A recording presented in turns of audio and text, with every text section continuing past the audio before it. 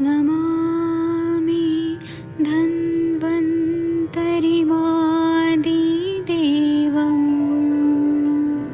सुरासुरैर्वन्दितपादपद्मम् लोके जरारुभयमृत्युनाशम् दातारमीशम्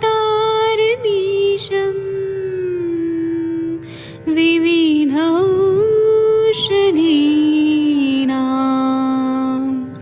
शङ्खं चक्रं जलौकां दधतं मृतघटं चारुतोर्भिश्चतुर्भिः सूक्ष्मस्वच्छादिरुद्यं शुकपरिविलसन् मौलिमं भोजनेत्रम् कालाम्बोदोज्ज्वलाङ्गं कटितटविलसत् चारुपीताम्बराढ्यं वन्दे धन्वन्तरिन्तं निखिलगदमिव प्रौढदावाग्निनीलम्।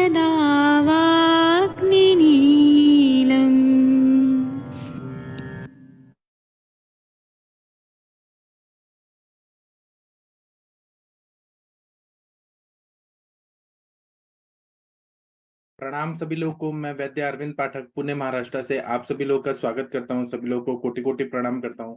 आइए आज हम लोग एक नए विषय पे बात करेंगे और इस लेक्चर में इसमें क्या होगा कि मैं ही नहीं बोलूंगा, आप सब लोग भी अपना अपना अनुभव या विचार यहाँ पे प्रस्तुत करने वाले हैं। डिस्कशन का मतलब ये नहीं होना चाहिए कि मैं केवल बोलूंगा और मैं चला जाऊंगा, ऐसा नहीं है। मैं कुछ बताऊंगा, फिर आप लोग भी अपना, आप लोग को क्या लगता है ये सब मधुमेह के बारे में, वह आप लोग का जो भी नॉलेज है, जानकारी है, एक्सपीरियंस है, वह सब लोग आप लोग शेयर करने वाले हैं। जितने लोग भी जुड़े हैं सभी के सभी भारत के सर्वश्रेष्ठ चिकित्सक हैं और सभी लोगों का कुछ ना कुछ तो अनुभव है ही, सब लोग प्रैक्टिशनर हैं। तो हम लोग इसी पे चर्चा करेंगे। जब हमारे पास पेशेंट आजकल बहुत ज्यादा आते हैं मधुमेह के, तो हम लोगों ने ऐसा पढ़ा है चरक संहिता में कि प्रमेह व्याधि पहले होती है और प्रमेह का अंतिम स्वरूप जो रहता है, जब बात की वृद्धि बहुत ज्यादा हो जाती है तो वह मधुमेह में कन्वर्ट हो जाता है। माधव निदान में मधुमेह के बारे में क्या बताया है, तो ऐसा बताया कि मधुमेह मधु समम जायते स किल द्विधा क्रुद्धे धातु शयाद वायो दोषावृत पथ अथवा। इसका मतलब ये है कि जब यूरिन जो रहता है या पूरा शरीर जो रहता है वो मधु के समान हो जाता है, इसलिए इसको मधुमेह बोला जाता है। और ये किस चीज से होता है, तो दो चीज बताए, एक धातु क्षय से, और धातु क्षय कौन करता है, तो वायु करता है। और दूसरा है कि दोषों का आवृतत्व रहता है, आवरण रहता है, उसके वजह से यह मधुमेह हो जाता है। चरक संहिता जब हम लोग देखेंगे तो ऐसा बताया गया है और अनुभव में भी आया, एक्सपीरियंस में, कि जब आवरण जन्य मधुमेह होता है, मतलब शुरुआत का 7-8 महीना में शुगर लेवल बढ़ रहा है ना, तो और डाइजेशन वीक हो रहा है, और उस शुरुआत में जब टाइप 2 डायबिटीज का चेक करते हैं, डायग्नोज करते हैं, तो उस टाइम पे कुछ मेडिसिन दे दिया जाता है, वो साध्य हो जाता है। लेकिन अगर ये आवरण वाला तो हो जाता है, आवरण जन्य संप्राप्ति भंग होके और पेशेंट ठीक हो जाता है, बाकी मेंटेन रख लिया ना तो वो ठीक होता है। लेकिन अगर यही चीज धातु क्षय बहुत ज्यादा बढ़ गया, वायु का प्रकोप और हो गया, धातुओं में शिथिलता आने लगी, धातु क्षय बहुत ज्यादा हो गया, धातु स्नेह परंपरा कम होती गई, तो यह असाध्य के रूप में आ जाता है। तो मधुमेह ठीक नहीं होता है। वो पूरी लाइफ हम लोग मेडिसिन देते हैं, भले आयुर्वेद का दें या एलोपैथी का दें। कुछ लोग क्या करते हैं कि बहुत सारे मतलब जैसे मधुमेहारी वटी या फिर बहुत सारे ऐसे द्रव्य लेते हैं, मधुरिट और क्या क्या जो है वो लेते हैं, और फिर बोलते हैं आयुर्वेद से फायदा नहीं होता। तो आयुर्वेद ने कहाँ बोला है कि ये मधुमेह क्योरेबल है? मधुमेह क्योरेबल नहीं है ये। आप लोग पेशेंट लोगों को बता दिया करिए कि हम मैनेज करते हैं, जैसे एलोपैथी में ग्लिमिप्राइड, मेटफॉर्मिन, ऐसे बहुत सारे द्रव्य दिए जाते हैं कि वह शुगर लेवल को मेंटेन रखते हैं। हम लोग भी अपने आयुर्वेदिक दवाइयों से मेंटेन रखते हैं, लेकिन हमारा दवाई जो है वह धातु शिथिल्यता पे, क्षयात्मक संप्राप्ति को मतलब वह कंट्रोल करके रखता है। हमारा जो मैनेजमेंट होता है वो ज्यादा अच्छा रहता है। केवल शुगर लेवल को कम करने के लिए आपने ग्लिमिप्राइड दे दिया या इंसुलिन दे दिया, वो शुगर तो कम होगा, लेकिन जो धातुओं में शिथिलता आ रही है, क्षयात्मक संप्राप्ति बढ़ रही है, तो उसको एलोपैथी में कोई इलाज नहीं, इरिवर्सिबल सेल डेथ हो रहा होता है। तो इसी को हम लोग और अच्छे से पढ़ेंगे, आप लोग भी अपने अपने विचार यहाँ पे रखिएगा। हम लोगों ने ऐसा पढ़ा हुआ है कि दोष धातु मलामूलम ही शरीरम, मतलब वात पित्त कफ 3 दोष है। 7 धातु है, रस रक्त मांस मेद अस्थि मज्जा शुक्र, ये 7 धातु है। और 3 मल है, तो स्वेद है, मूत्र है और मल है। तो ये 13 भाव जो रहते हैं हमारे, दोष धातु मल, इससे पूरा शरीर बना हुआ है। और प्रकृति ने ऐसा बनाया हुआ है कोई इंसान लंबा रहता है हाइट में, कोई इंसान छोटा रहता है। तो लेकिन यह ये 13 चीजें ही रहती है, 3 दोष, 7 धातु और 3 मल।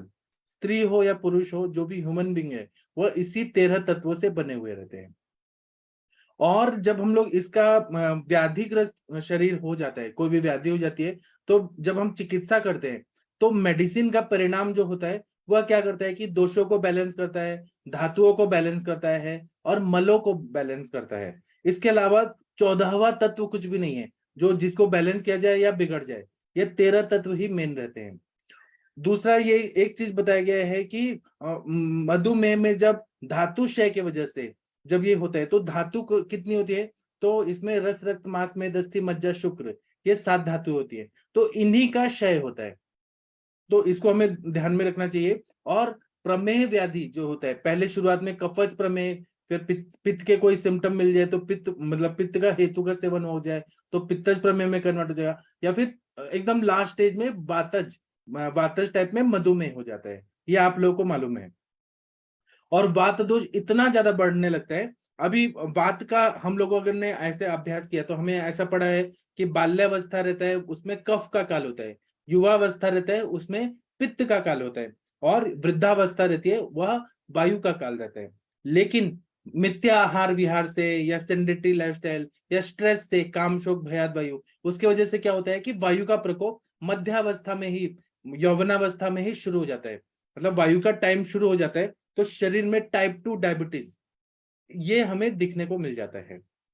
अभी एलोपैथी साइंस में तो पैंक्रियास के बीटा सेल्स इंसुलिन नहीं प्रोड्यूस कर रहे हैं, उनका साइंस ठीक है, बहुत महान साइंस है, लेकिन आयुर्वेद ना होलिस्टिक अप्रोच से पूरा अभ्यास करके फिर वो बोलता है।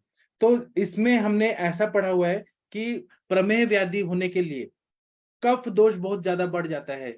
आज से सुखम स्वप्न सुखम, इंसान दिन भर सोता रहेगा, बैठे रहेगा, चिंता नहीं करेगा, और कफ वर्धक आहार विहार का सेवन करेगा, मीठा चीज बहुत ज्यादा खाएगा, और घी वाले चीज तेल वाले चीजें बहुत ज्यादा खाएगा, स्निग्ध पदार्थ ज्यादा खाएगा, तो शरीर में श्लेष्मा मतलब कफ दोष है वो इम्बैलेंस हो जाता है। और वह भी कैसे रहता है, बहुत द्रव, बहुत पानी पानी युक्त रहता है, ऐसा ये बढ़ जाता है।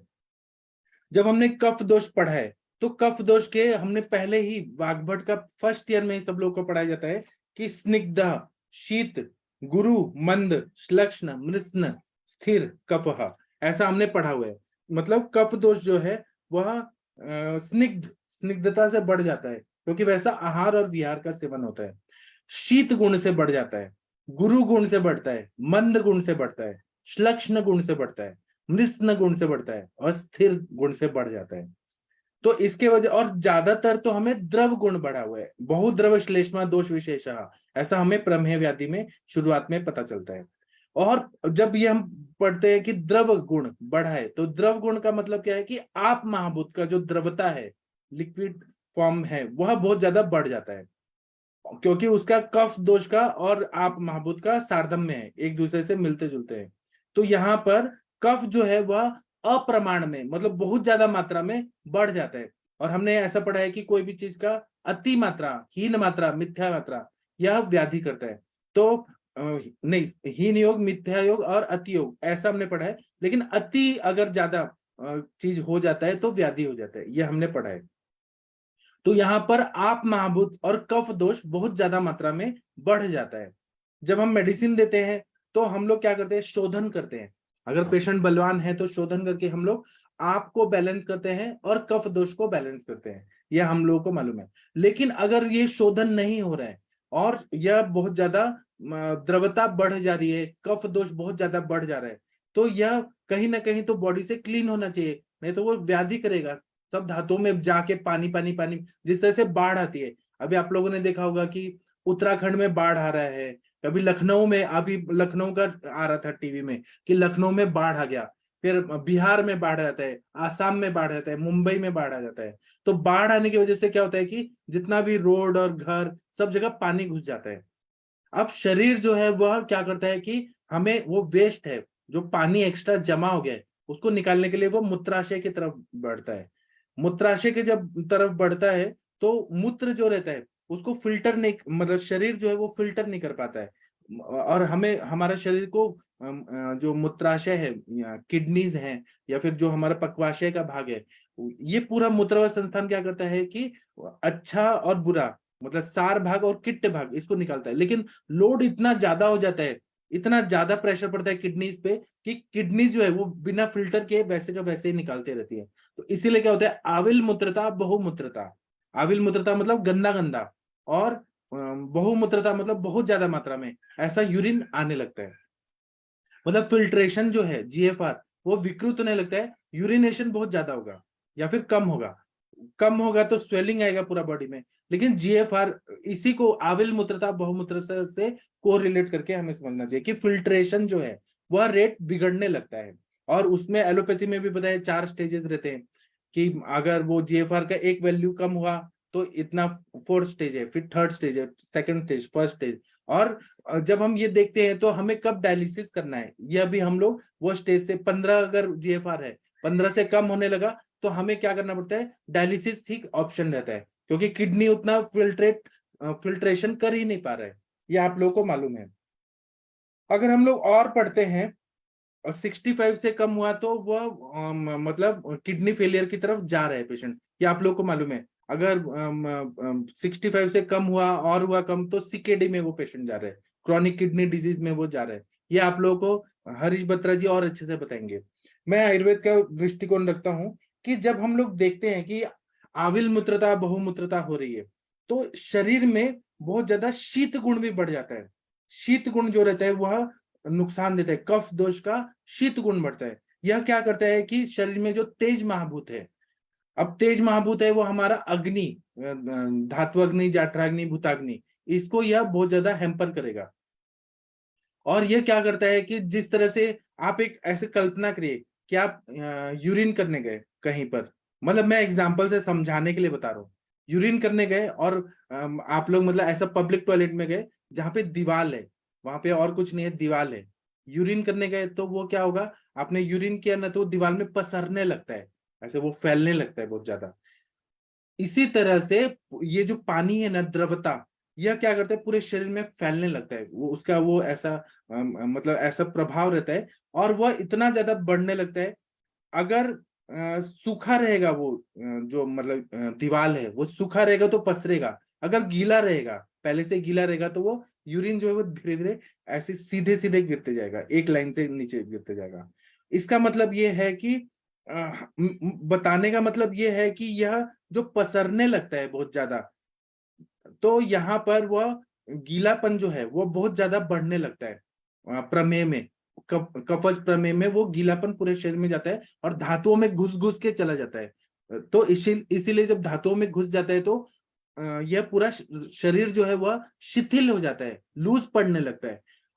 तो इससे, इसके वजह से क्या होता है कि अग्निमंद और होता है, धातु अग्निमंद और होता है, भूताग्निमंद और होता है। अब ये क्या है कि अग्निमंद हो रहा है, मल निकल नहीं रहा है, मूत्र भी नहीं निकल रहा है, स्वेद भी अच्छे से नहीं निकल पा रहा है। इसकी वजह से धीरे धीरे धीरे धीरे धातुओं का परिपोषण जो है वह कम होने लगता है और धातुओं का क्षय बढ़ जाता है। धातु का क्षय बढ़ेगा, धातुओं को पोषण नहीं मिलेगा तो वायु की वृद्धि होगी, धातु क्षय से वायु का प्रकोप होता है। फिर वायु अगर प्रकोपित हो गया, वो शैतान बच्चा है, वह क्या करेगा और धातुओं में रुक्षता उत्पन्न करेगा, और वहां पे जो स्निग्धांश है उसको कम करेगा, स्निग्धांश को कम करेगा, रुक्षता बढ़ते जाएगा बढ़ते जाएगा, और ये वातज टाइप में कन्वर्ट होकर मधुमेह होने लगता है। फिर उसके वजह से क्या होता है कि धातु क्षय बढ़ते जाता है बढ़ते जाता है, तो अपतर्पण होने लगता है, धातुओं का अपतर्पण होने लगता है। और पृथ्वी जो है, पृथ्वी और वायु, आप महाभूत जो है, पृथ्वी और आप महाभूत के वजह से क्या होता है, यह विकृत होने लगते हैं। तो शरीर में घनता, गुरुता, स्थिरता, गीलापन, ये सब जो है वो विकृत होने लगते हैं और वायु की वृद्धि और ज्यादा होने लगती है, अपतर्पण ज्यादा होने लगता है और धातुक्षय बहुत ज्यादा होने लगता है। जो संतर्पणोत्त प्रमेय है, जिसमें संतर्पण ज्यादा हुआ है, जिसमें मतलब कोई भी बॉडी को जितना रिक्वायरमेंट उससे ज्यादा मात्रा में कुछ खाया गया है, मीठा चीज बहुत ज्यादा खाया है या कफ वर्धक चीजें ज्यादा खाई गई हैं, उसमें तो आवरण होता है बहुत ज्यादा। आवरण पहले शुरुआत होता है, और आवरण जो होता है उसके लिए यकृत का कहीं ना कहीं कार्य जो रहता है वह मंद हो जाता है, मल्ल संचिति बहुत ज्यादा होने लगती है, तो वह संतर्पणोत्थ प्रमेह बोला जाता है। ये एक टाइप हम लोगों ने पढ़ा है।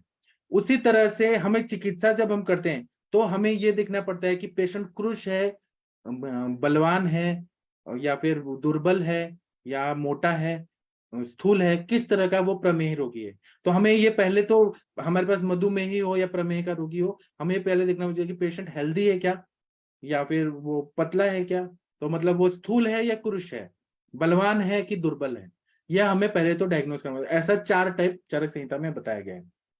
उसी तरह से ये एक्यूट स्टेज में तो मतलब नया नया डायग्नोस हुआ है तो वह आवरण जन्य होगा, और अगर वो बहुत क्रॉनिक स्टेज में है तो बहुत ज्यादा बहुत सालों से वो एलोपैथी का दवाइयां ले रहे हैं, non insulin dependent diabetes mellitus है या फिर इंसुलिन डिपेंडेंट डायबिटीज मेलाइटस है, तो वहां पे धातु क्षयात्मक और अपतर्पण बहुत ज्यादा हो गया है, धातु क्षय बहुत ज्यादा बढ़ गया है, और वो वातज मधुमेह ऐसा हो गया है। इसका हमें पहले डायग्नोसिस करना पड़ेगा। उसी तरह से अगर हम लोग चिकित्सा देखेंगे तो केवल शुगर कम करना डायबिटीज में, यह चिकित्सा नहीं होना चाहिए। शुगर कम करने के लिए हम लोग इंसुलिन का एक डोज रख लेते हैं, शाम को देते हैं, पेशेंट खाना ना खाने के पहले देते हैं, खाना खाने के बाद उसको खाने को देते हैं, और सुबह देखते हैं, फास्टिंग में देखते हैं कि कितना है शुगर। केवल ये चिकित्सा नहीं होना चाहिए। आयुर्वेद ऐसा बोलता है कि अगर यह शुगर की बीमारी रहेगी तो इससे क्या होता है कि प्रमेह पिटकाएं होती हैं, फिर अर्बुद होता है, फिर मांस मेद का बहुत ज्यादा विकृति होती है, डायबिटिक वुंड होता है, डायबिटिक रेटिनोपैथी होता है, डायबिटिक मैक्युलोपैथी होता है, डायबिटिक न्यूरोपैथी होता है, और डायबिटिक रिलेटेड किडनी फेलियर ऐसा जब होने लगता है। तो हमें वह सब देखना चाहिए कि केवल शुगर ही कम नहीं करना है। आयुर्वेद की चिकित्सा जो है, यह हम जब लोग दीपन और पाचन और अनुलोमन जब हम लोग करते हैं तो मल संचिति को भी हम लोग ठीक करते हैं। अभी आप लोग कुछ बताइए, आप लोग का क्या है, फिर मैं और बताऊंगा। डॉक्टर अखिलेश तिवारी जी, आप कुछ बोलना चाहेंगे मधुमेह के बारे में? जी सर, प्रणाम, सब सभी को सादर प्रणाम।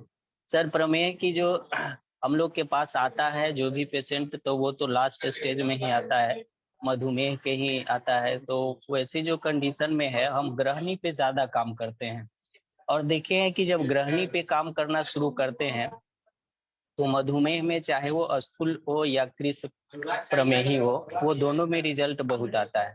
जिसमें एक हमारा फेवरेट योग है, जो हम शुरू शुरू में जब भी कोई पेशेंट आता है उसको हम प्रेफर करते हैं। इसमें चिरायता, गिलोय, त्रिफला और कालमेघ, ये चारों को क्वाथ बना के बोलते हैं सुबह सुबह खाली पेट लेने के लिए।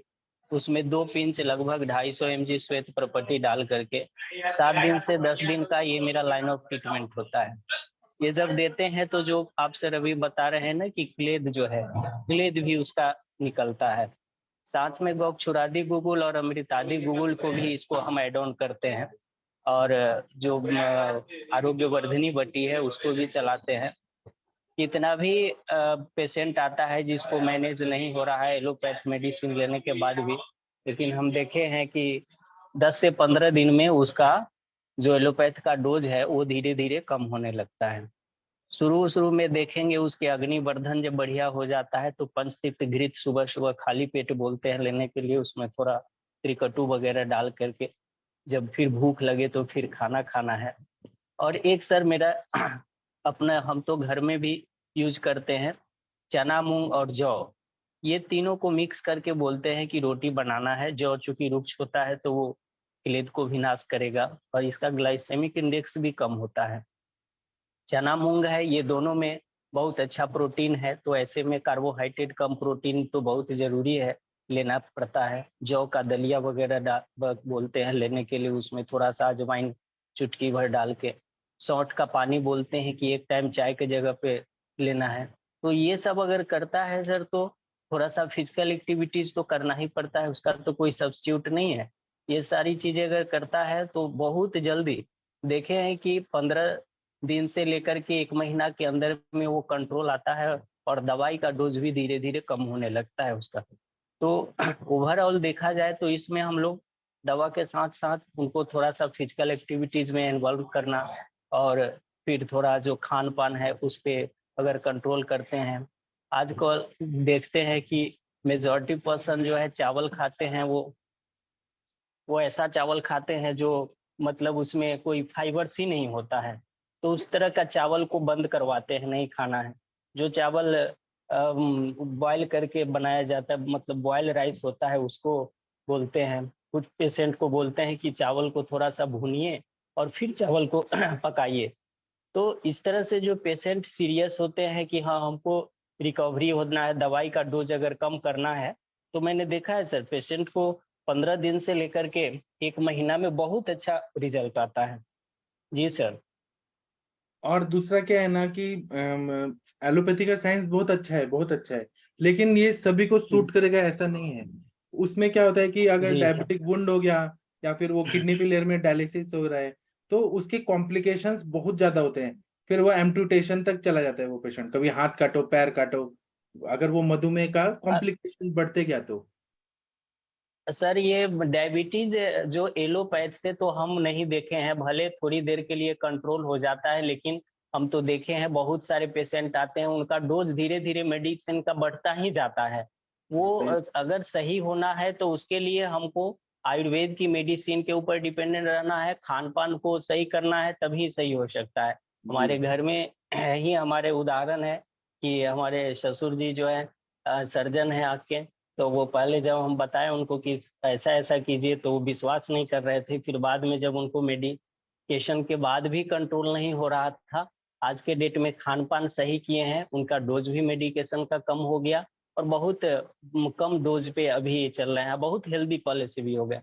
तो मेरे कहने का मतलब है कि अगर आप सोच रहे हैं कि सिर्फ हम एलोपैथिक मेडिसिन ले और इस तरह का लाइफ स्टाइल में सुधार नहीं करते हैं, तो फिर बहुत मुश्किल है डायबिटीज को कंट्रोल करना। और सर आप बोले तो ये बोला ही गया है कि मदर ऑफ ऑल डिजीज, सभी बीमारी की माँ है ये। मतलब सब बीमारी की उत्पत्ति करता है धीरे धीरे। जहाँ वो ग्लूकोज जाएगा, जिस ऑर्गन में डिपॉजिट होगा, वो ऑर्गन को धीरे धीरे सड़ा देता है। आप बहुत अच्छा उदाहरण देते हैं सर, कच्चा आम और पका आम, तो ठीक बोले, वैसा ही वो धीरे हाँ, धीरे आम को आम पका जैसा रहता है देता है। पहले। और हाँ, जी जी बोलिए जी बोलिए जी, तो बोलिए। वैसे ही हमारे ऑर्गन को सबको ये सड़ा देता है।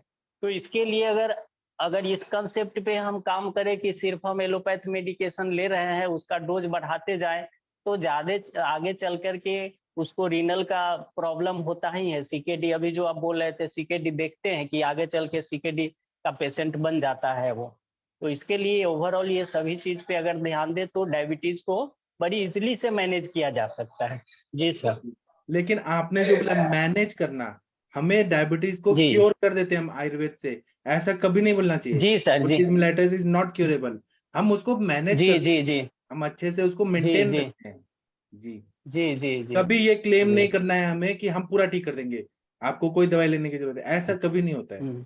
ये असाध्य बोला हुआ। जी जी। जी सर। और न हम अगर पांच भौतिक चिकित्सा की तरफ से देखें, दृष्टिकोण से देखें, तो इसमें पृथ्वी और आप महाभूत बढ़ा हुआ है, क्योंकि कफ दोष की विकृति है, बद्ध बद्ध मेद और सारे जलीय धातु बढ़ जाते हैं, तो इसमें अम्ल धर्मता बढ़ जाती है।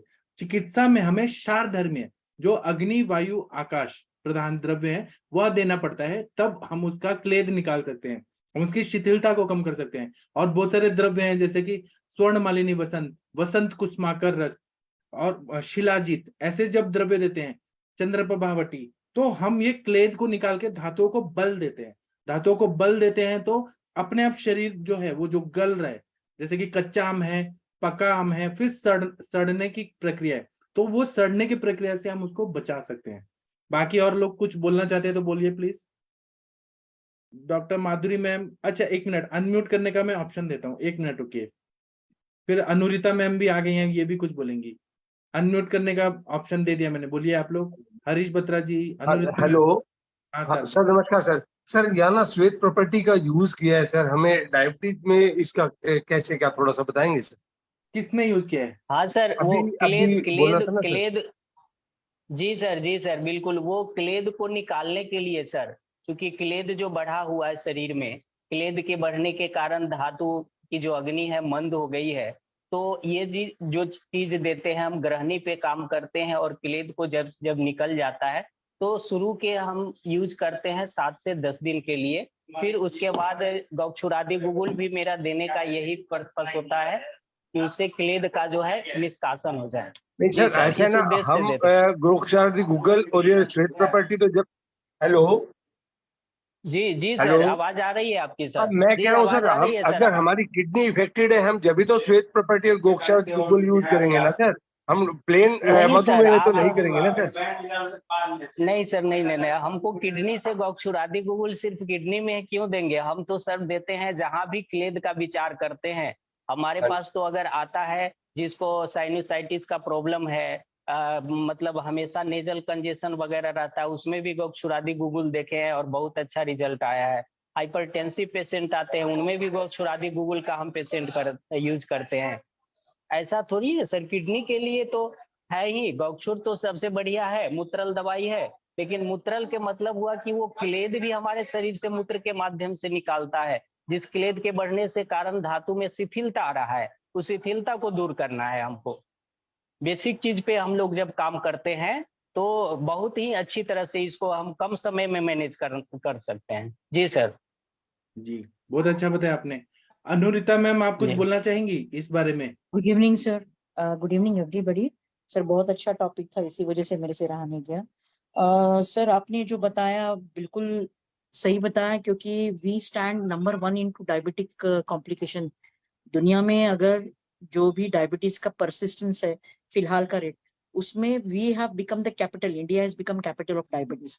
और क्योंकि ये लाइफस्टाइल डिसीज में हमारे इसमें इतने शाश्वत सारे, एक बात सही कही सर कि हम रिकवरी या फिर कंप्लीट जो डायबिटीज को क्लियर करते हैं या फिर ट्रीट करते, ये बात नहीं बोलनी चाहिए।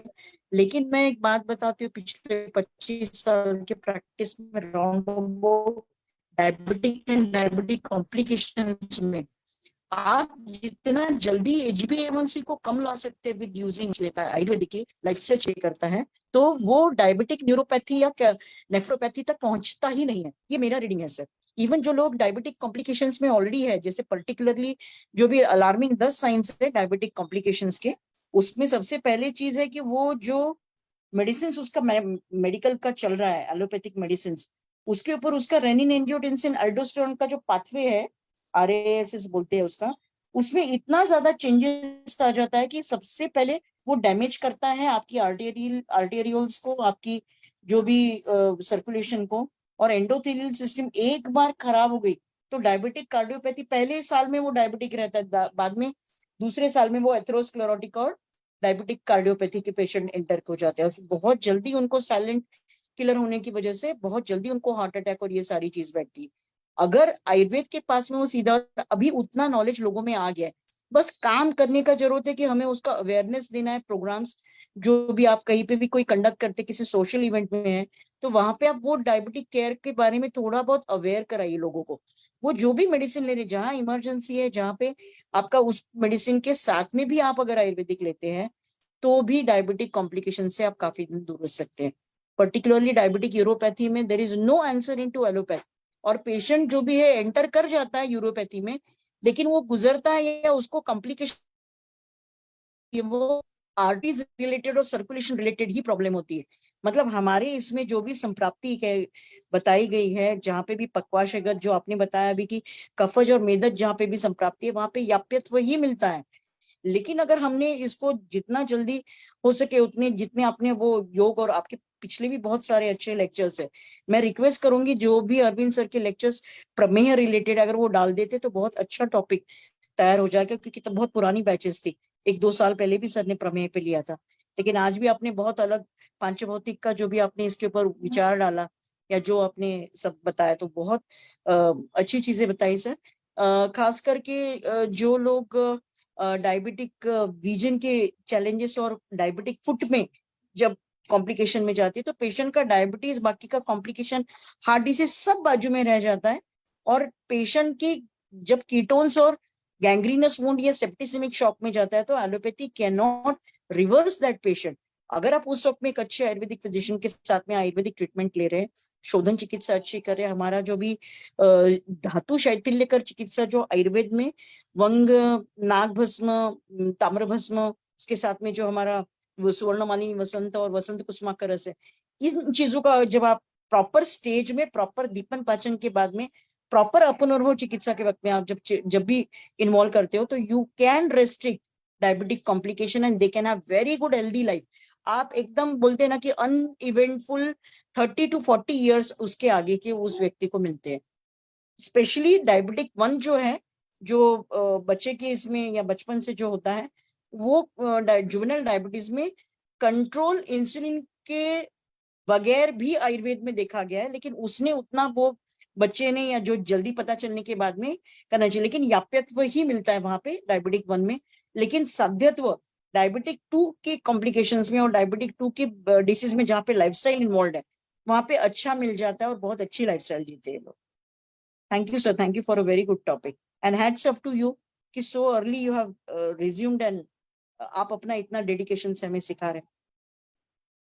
थैंक्स जी। तो अगर हम लोग देखेंगे तो पांच भौतिक चिकित्सा जो है, जो मतलब सांगली में वो दातार शास्त्री वैद्य जी ने बताया, उन्होंने 3 टाइप का ये प्रमेय बताया मधुमेह। एक होता है संतर्पणोत्थ प्रमेय मधुमेह, दूसरा होता है अपतर्पणोत्थ मधुमेह प्रमेय, तीसरा होता है आवृत तत्व से होने वाला।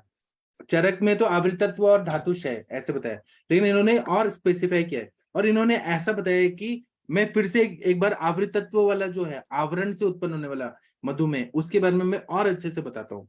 यह बताया गया है कि अगर आप ऐसे एक इमेजिन करिए कि कोई इंसान टॉयलेट करने गया और वहां पे दीवार है, सूखा दीवार है, तो जब यूरिन करेगा तो वह जब सूखा दीवार है तो यूरिन जो है वो धार ऊपर से नीचे एक लाइन में गिरेगा।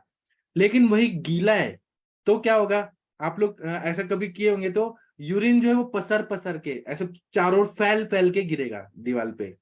इसी तरह से जब बहुत ज्यादा द्रव गुण बढ़ गया है और कफ विकृत है, मेद भी विकृत है, तो शरीर में वह चारों ओर फैलता है और वह आवरण जैसे कवरिंग की तरफ फैल जाता है। दूसरा, वो इतना ज्यादा होता है द्रव गुण और उसमें ठंडापन भी होता है, जिसको हम शीतत्व बोलेंगे और गीलापन भी बोलेंगे। ये इतना ज्यादा होता है कि यकृत पे जाके यकृत की क्रिया को मंद कर देता है और आवरण करते करते यह बहुत ज्यादा मल की उत्पत्ति करता है। मल संचयात, मल की संचिति बहुत ज्यादा होती है और पेशेंट को बद्धकोष्ठता भी होने लगती है आवरण की वजह से। और यह जो किट्ट भाग है वह शरीर से नहीं निकल पाता। अब ये किट्ट भाग है, स्थूल मल के रूप में भी हो सकता है, सूक्ष्म मल के रूप में भी हो सकता है। और यह फिर ये क्या करता है, आवरण जन्य ये संप्राप्ति होने लगती है।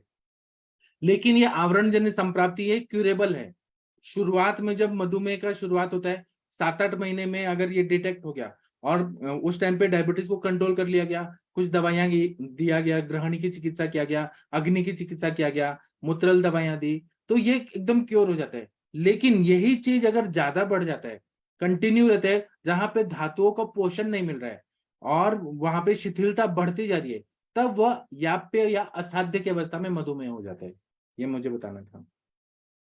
बाकी आप लोग को कुछ बोलना है तो बोलिए। डॉक्टर वर्षा कौशिक मैम, आप कुछ बोलना चाहती हैं? डॉक्टर माधुरी मैम कुछ बोलना चाहती हैं? श्वेता मैम कुछ बोलना चाहती हैं क्या? सर एक चीज पूछनी थी। काफी आजकल क्या है ना, पैनक्रियाटाइटिस की केसेस आ रही है सामने। सीवियर पैनक्रियाटाइटिस होता है, मतलब मेरे इतने अच्छे पेशेंट जो ठीक हो चुके थे, प्राणी किलिंग में खुद थे, वो पैनक्रियाटाइटिस और उसके बाद में रूबी में कॉम्प्लिकेशंस की वजह से चल बसे।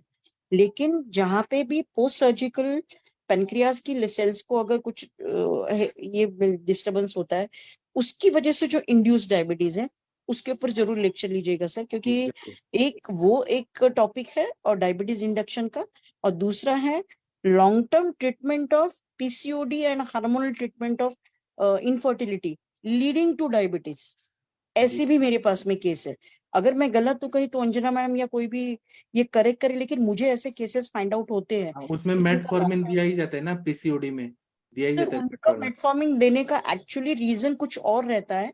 दे जो जैसे हम बोलते हैं ना कि हम यूरिया और ये खाद दे के जैसे फॉलिकल वो किसी पौधे को उगाते हैं या फिर किसी फल को बड़ा करते हैं और उसमें पोषण तत्व आर्टिफिशियली डालते हैं मिनरल्स अब इसका, तो वैसे उस मेटफॉर्मिन का कुछ कनेक्शन है विद मॉडर्न ट्रीटमेंट। लेकिन मैंने इंड्यूस डायबिटीज की केसेस ठीक की हुई है, लेकिन शायद तब मैं मतलब 10-15 साल उस वक्त मैंने इनफर्टिलिटी जस्ट शुरू किया था, मेल एंड फीमेल इनफर्टिलिटी। लेकिन अभी मुझे ऐसे लगता है कि that is also one sector कि जिसपे आयुर्वेद का एक प्रॉपर ये होना चाहिए। और मैं अंजना मैम अगर होंगी तो अगर कुछ मेरा से गलत हो गया तो बता सकती हूँ, बट ये 2 चीज आप जरूर लीजिएगा सर। जी वी आर सीकिंग दोस आगे करेंगे हम इन पे डिस्कशन। और जी और कोई कुछ बोलना चाहते हैं? डॉक्टर रवि कुमार सिंह सर कुछ बोलना चाहते हैं ये टॉपिक पे? डॉक्टर महाजन सर कुछ बोलिए सर आप। जी सर सर हाँ प्रणाम। हाँ सर प्रणाम सर, बताइए हाँ सर। मेरे पास दो पेशेंट आए अर्ली स्टेज में डायबिटीज के, हस्बैंड वाइफ जो है। तो मैं समझता हूँ सर ये आवरण जन्य जो आपने बताया वैरायटी, तो यही संभवतः उनको रही होगी सर। तो मैंने ग्रहणी की चिकित्सा की और कुछ जो है और दवाएं दी काल्मिक तरह की, तो पेशेंट का परमानेंट डायबिटीज ठीक हो गया सर। वो 2 साल से मेरे संपर्क में है, अब वो उनको डायबिटीज नहीं है। जी बहुत अच्छा बताया। तो तो ये ऐसा हो आपने सकता है ना सर? आवरण जन्य जो संप्राप्ति थे उसको भंग किया, पेशेंट ठीक हो गया उस शुरुआत के काल में, लेकिन वही क्षयात्मक स्टेज में गया, सेकंड स्टेज में, तब नहीं होता ठीक। जी जी थैंक यू सर। जी बहुत अच्छा बताया आपने सर। और कोई कुछ बोलना चाहते हैं? डॉक्टर आकाश जैन जी, डॉक्टर राम कुमार जी कुछ बोलना चाहते हैं तो बोलिए आप लोग। डॉक्टर ये Katyayan holistic health centre, Ajay ji कुछ बोलना चाहते हैं आप इस टॉपिक पे? नहीं, ठीक है, हम इस पे और चर्चा करेंगे। ये एक दिन में होने वाला नहीं है ये विषय, और हम लोग इस पे चर्चा करेंगे। अभी मैं सेशन बंद करता हूँ। थैंक यू, प्रणाम।